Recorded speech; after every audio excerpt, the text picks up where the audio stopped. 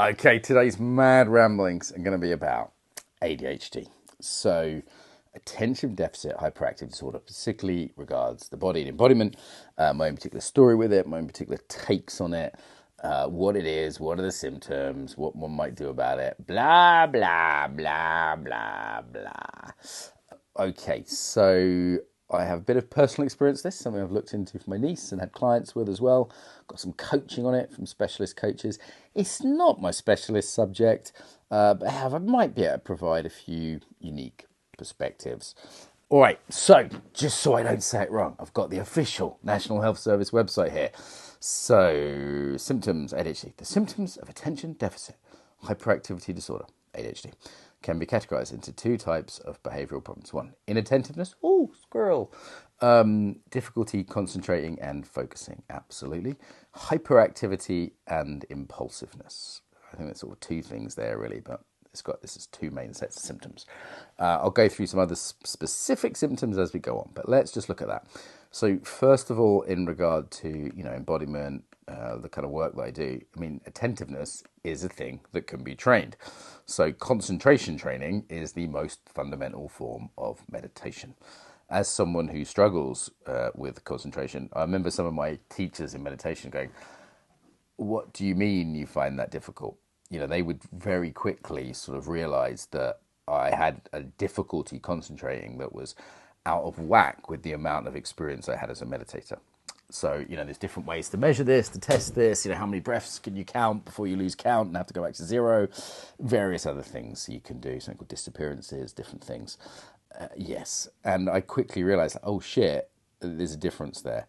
Hyperactivity, people have always said, I've got loads of energy, I rush around, I go very quickly, and impulsiveness has definitely caused me problems over the years. Okay, I'm going to drill down into all of these. Oh, hyperactivity and impulsiveness can definitely be helped by embodiment techniques as well.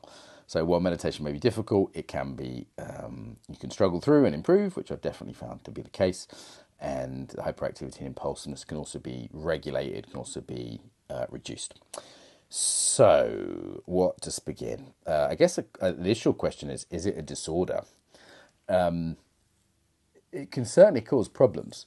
How many of those problems there are to do with the world, right? Either the state of the world aggravating these symptoms, which again wouldn't be symptoms if we were to look at it non-medically, and how much of it is also simply like there wouldn't be problems if the world wasn't set up in a certain way. Let me give you an example. At school, I found it difficult to sit still. I was very bright, very clever, but I found it difficult to sit still for an hour. I still don't like sitting still for an hour. Sometimes I go to meetings that are 90 minutes long. I get up and just have a break, have a non-cigarette break in the middle. Some of my smarter teachers realised this, and they let me go for a walk. And I'd literally just walk around the block for 5 minutes, and I'd come back to the class. And because I was smart and I work quickly, because, that's hyperactive, I was usually ahead anyway, so I had 5 minutes spare, and I'd come back and we'd just finish off what I was doing. The teachers that made me sit still, however, would find that I was, in their words, badly behaved. But again, badly, because I had to sit still. This is incredibly common in boys, by the way. Boys are massively underachieving in the UK and many Western countries. The idea of sort of sitting still all day, doing what you're told, is just not great for kids generally, but particularly boys. There's various books about this. Okay, so is it a disorder? Well, it's different. So sometimes you'll hear neuroatypical, so wired differently. Your neurons, your brain is different. So is it different or disordered? You can make a case both ways. Sometimes I feel like it should have a name of, just sort of. Sometimes I talk about neurotypicals in a disparaging way. You people whose brains work so slowly, you people that have to concentrate on one thing at a time. I can look at it like a difference or even a superpower. Even there is some superpowers to ADHD, some things we do exceptionally well. Or just a difference, or you can. I think it is worth sometimes taking on this perspective that it can be just, this is damaging things, this is a problem, this is something I need to at least work with. So what can you do? Well, you can train your mind, definitely. So me on meditation versus me off meditation is real fucking different. You can medicate yourself officially or unofficially. So I used to medicate myself with alcohol, which was great for reducing a lot of that hyperactivity. It slows you down, calms you down. However, problems with that, you know. You can go for official medication channels. Again, it's beyond the scope of me and what I know to give too much advice on that. I have tried it. I've tried everything from sort of herbal ones which exist, which I found useful, very mild, to the hardcore ones which are sort of amphetamine based, which sounds counterintuitive, and they definitely help you concentrate. It's like the first time I took one, I was like, oh my God, this is like having a laser for our mind. Unfortunately, there were some side effects. I didn't sleep very much. I didn't feel like I needed sleep, but I think that was making me a bit crazy. Like, what, not dreaming. They can have, some people have effects on appetite. They're just really strong drugs. Like, it's, I mean, and I do have a point of comparison from my youth. It's some of the best speed I've ever taken. And I immediately knew I was going to be addicted to it, which I was. Like, I'd wake up in the morning and go, where's my pill? Right? I was like, give me my pill. The other one I experienced was a sort of grandiosity, which is a risk with ADHD anyway, I think. And I really feel like I was having these genius ideas. I remember being in meetings with my accountants saying, we're going to do this and this and this. And everyone else was like, chill out, man. You know, I was wild and definitely ego inflated, which is partly where I was at in my life anyway. So it's hard to separate out. But I think at least a degree of that was the medication. And the other problem is when you crash off them. So if you don't get the dosage right, or you get the doses so it ends too early. I remember one time I was on a coaching call at like 7 p.m. or 6 p.m. It's a bit later than I normally worked. And I was just really irritable. And I actually told my poor client to fuck off. It was really unprofessional, even by my standards. And, you know, that's the impulsiveness coming back with a vengeance and irritability. And other times they'd wear off at like 10 o'clock at night. And I was like on the floor and I couldn't move. Like, I remember my wife at times going, having to scrape me off the floor to help get me to bed. And I was like, I literally was just lying on a cold, hard floor, without being able to move. It's really strong stuff. And I'm really not sure about giving it to kids. It's strong drugs. That being said, I know for some people they're a lifesaver. For some people they really work. Sometimes about the dose. I took one for a while called Wellbutrin, which was a lot milder and seemed to have less of the acute effects that's there. I took travel herbal medicines. There are supplements that people take. I find fish oil can do some good. There's various others out there that people swear by. Again, I can't give advice. That's just my personal story with it. In the end, I stopped taking the ones I was taking. And I feel like my body's taken a couple of years just to really recover from the intensity of those medications. So just thoughts on meds. Exercise, a huge one. For me, if I don't get regular hard exercise a few times a week, it's definitely worse. For me, that's a great medication, as it were, that calms me down and just makes me feel more at ease. Addictions, ADHD people are very prone to. And then there's another piece here, which is trauma. Hard to separate out. So some people say that all ADHD is just trauma hyperarousal. That's all it is, right? I do think there's some sort of wiring that's different. You look at certain kids and you go, okay, they seem to be wired a bit different. Some people find dietary changes are a big deal. Again, some people find sugar can set them off. It's in that it's kind of a stereotype with kids that some scientists say isn't true, but I'm not convinced. I used to do parties and stuff for kids, and we used to do events for kids, and when the sugar was out, a lot of kids were mental. Interestingly, caffeine for some people has a counter effect. It's opposite of what you might expect. It actually calms them down. I find that's not necessarily the case for me, but I enjoy the sort of focusing and concentrating effects of caffeine. So yeah, exercise. I guess just generally, like as an embodiment teacher, getting in the body is incredibly helpful because it's an anchor. ADHD is often like your mind, say squirrel mind. Your mind's run away. Yeah, the body being an anchor, I think, is really, really key. Again, this could have a link to like dissociation of trauma and body dissociation associated with trauma.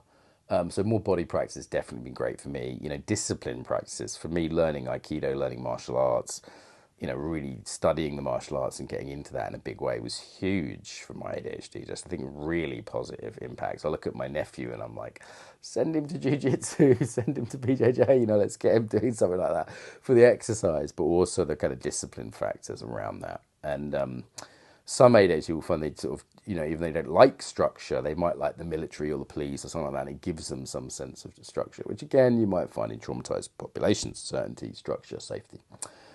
Okay, other embodiment stuff, self-regulation techniques.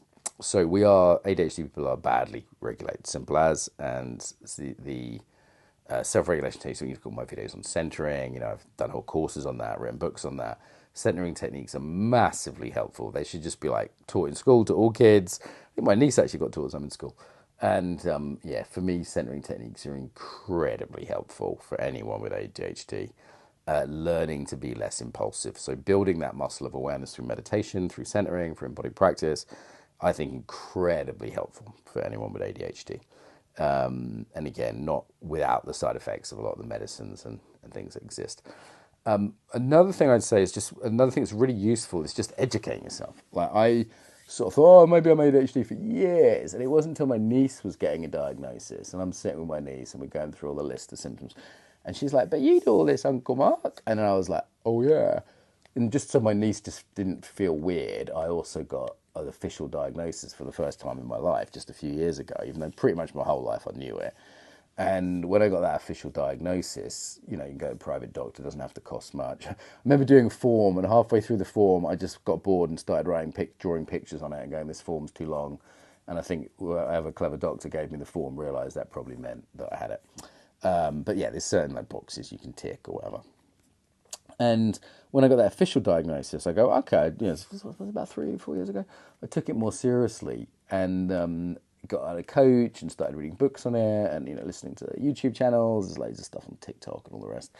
And I was like, okay, it's actually really useful to some things I hadn't noticed and some things I had. So I give an example of like lifestyle changes or just little things like I'm quite sensitive to noise. So a lot of my niece, it's like labels and physical things. For me, it's noise. I don't like background noise, particularly if there's two things going on, it does my head in. So if I'm ever in a taxi, I'll just immediately, as soon as I get in a taxi, now it's a habit, say, please turn the radio off. Yeah. And, you do it politely. As soon as you get in, it's never a problem. Say, please, can you turn the radio off? And sometimes they're like, why, what? I deliberately don't go to restaurants with a lot of background noise or cafes with a lot of music playing. I just know it does my head in. It drains me, okay? And that's just a little thing I've learned. Another one is like how you communicate with people. So I ask for all my voice messages. So nobody send me a WhatsApp message more than a minute long. Or I've got a computer person who's just sent me this huge long thing without any paragraphs. And I just said to her, look, I've got ADHD, I kind of struggle a little bit with long paragraphs. Can you break that down a bit for me? Yeah? So you can train people. Equally, in terms of your work, you might want to work in a team. I'm very lucky I can hire people. I hire Germans. Every ADHD person should have a strict German woman in charge of their courses. So I hire strict German women like Daniela and Alina, sometimes Hungarian, that also works. And they basically dot all the T's and cross all the I's. They make sure that everything on the course is done properly, and I don't have to drain myself doing that. I hire someone to fill out forms for me. Another thing I do is just refuse to fill out forms. Often they go away if you refuse. Not always, if it's from the government, but quite often you can just go, yeah, I'm not doing that. And it goes away. It's amazing. It's amazing. Just if someone asks you to fill out a form, just say, oh, I don't fill out forms. Just completely like that, I don't fill out forms. And then they go, oh, okay. I mean, someone asked me to fill out a big form when I get a massage the other day. And I was just about to get a massage. Saying, can you fill out this big form? I said, oh, no, I don't fill out forms. And she said, oh, you have to. I said, oh, I don't. And then she went, oh, okay, and just gave me a massage. That was it. Didn't have to fill out a form. So there are these behaviours you can adopt. There are systems you can put in place. I have to write things down, and I've learned this, right? I've got systems like alarms I put so I don't forget things. Unlike a lot of ADHD people, I tend not to be late. I tend to be sort of hyper on time or whatever. But to not forget things, I have to write it down. Or I'll have to explain to someone, like, look, if I forget something about you, don't take it personally. You learn to communicate better around your needs and ask for what you want. You can explain it to people. And there's a lot more understanding now. I think, like with any neuroatypicality, there is a line where it could become an excuse, right? And I don't want to cross that line. It's like reasonable accommodation is the term from human resources. We could ask for reasonable accommodation, but you can't ask everyone else to, jump your way. But sometimes they're just like, okay, I'll send you a 1 minute message instead of a 3 minute one. It's not a big deal. Yeah, so asking for some reasonable accommodation, explaining to people how you work best. It's like, here's how to get the best out of me. I think that's reasonable, and not using it as, oh, it's my ADHD. It's not an excuse to be an ass. It's not an excuse to. It's like, okay, let's say you forget everyone's birthday. Well, write it in your diary. Write a system ahead. So 5 days in advance, you send them a card, whatever. Structures and systems, things that get in your way, things that beep, things that you can't ignore. Yes, and teamwork with people who fill in some of your gaps, I think, is very smart. Okay, let's go through some of the symptoms. Impulsiveness, I think, is one of the more dangerous ones. There's definitely been a lot of times that my ADHD's led me to do things that were really not cool, or really just dumb, or cost me money, or hurt someone. Nothing awful. I don't murder anyone, but it's definitely one to watch out for. And I think people that don't get ADHD don't necessarily get that. Sometimes it's like risk-taking behavior as well. It's funny, I was very entrepreneurial, and I made a bunch of money with the Embodiment conference, for example, and then lost most of it fairly quickly. And someone said to me, said, look, the qualities that meant that you took that big risk and won were the same qualities that meant you lost a lot of it. I was like, yeah, it makes sense, Hyperactivity, one to bear in mind is like not draining other people. Like one of my friends said to me once, "You're great in small doses," and I was like, "All right, I get it." So that's one. One with ADHD people as well can be like constantly like new things, new stimulus, jumping around, new best friend, new girlfriend, maybe. Again, that's one to watch out for. Yeah, good. ADD, attention deficit disorder, variation often shows up in school. Yes, that makes sense because people have to sit fucking still. The other way to say about the society we live in is we don't have a lot of co-regulation and eco-regulation. We don't have a lot of nature soothing us. We don't have a lot of exercise and movement. Like someone with ADHD who works on a farm would probably just be considered like I worked on farms. No one was like, oh, you have a problem. They were just like, great, hard worker, running around. Maybe he forgot his spade one day or his pitchfork, but basically, like, it's less of an issue. Okay, main signs of symptoms. So having a short attention span and being easily distracted. Hence the whole thing about squirrel club. Squirrel, yeah. Making careless mistakes. Yeah, so like, spell checking. And I should never send out an email unless it's been checked. And you'll still see, I'll send an email out to 175,000 people with the wrong fucking, totally misspell. So I try and get other people to check them, and then we have a pretty good system for that now. Thanks, Steve. Thanks, Lula. Forgetful or losing things. Oh my god, this drove my wife crazy. Just like constantly, like, where's my keys? Where's the thing? Oh, again, systems. There's only 2 places in the house I put my keys and my wallet. Right, it's always in the same places now. Being unable to stick to tasks that are tedious or time consuming. Yes, life's too short. Appearing to be unable to listen. Yeah, this one can really annoy people because people love a good listener. Again, it can be trained like meditation. You can get better at it. But honestly, people don't like it. And even when they know they have ADHD and it's no excuse, this is when you've got to be really careful of. Because if people don't feel listened to, they will quit the company, the relationship, whatever it is. So this is not a small thing, that one. Constantly changing activity or tasks, yes, got to be careful with that because consistency can lead to success. Having differently organising tasks, yeah, there's a sort of crazy, chaotic way to organise.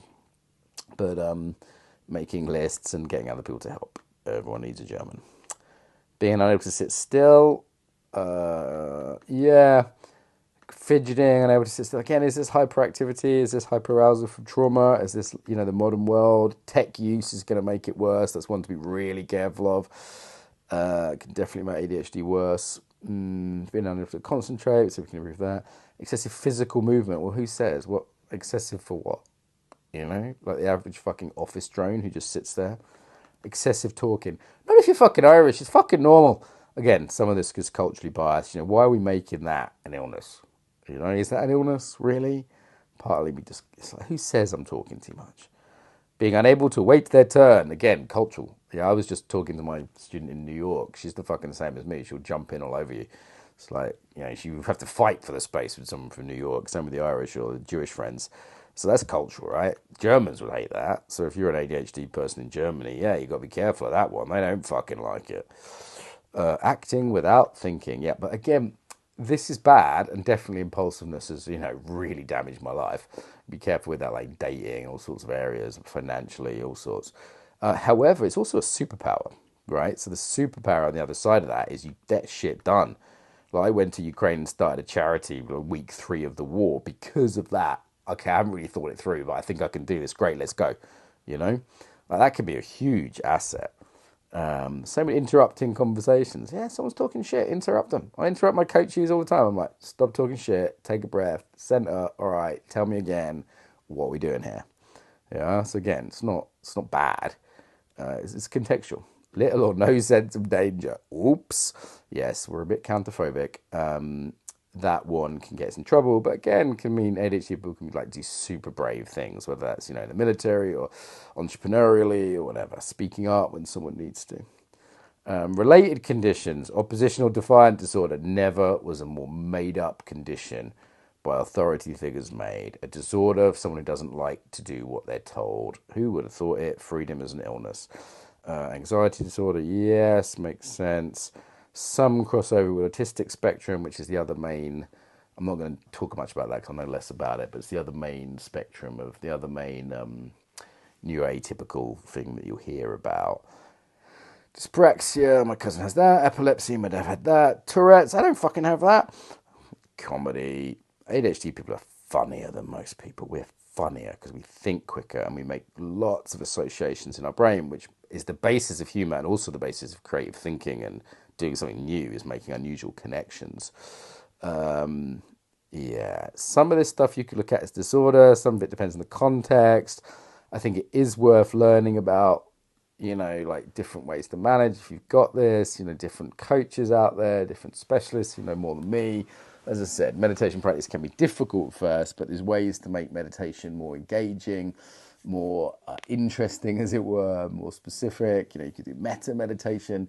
You could do a very exquisite noting practice where you're really giving your brain something to focus on and just practice. It's difficult for me to sit for 10 minutes sometimes, but once I do, it gets easier. Then 15 minutes, then 20 minutes. And, I was doing 40 minutes regularly this year, like every morning. And it was like, oh, how have I worked up to that? And now I've let it go a little bit and 10 minutes is hard again. So like anything, it can be practiced. And nature, exercise, meds may be herbal or not herbal. Yeah, learning about it, asking for reasonable accommodation, signing teams. There's a few others, but I think they're the main ones I want to talk about. So that is my little take on ADHD. If you're out there, hashtag Squirrel Club if you're in the club underneath this. And if you're not ADHD, I feel sorry for your slow ass, normal, sloth like brains. This is how you sound to me when you speak, normal people. You sound like you are speaking this. It's fucking annoying me already.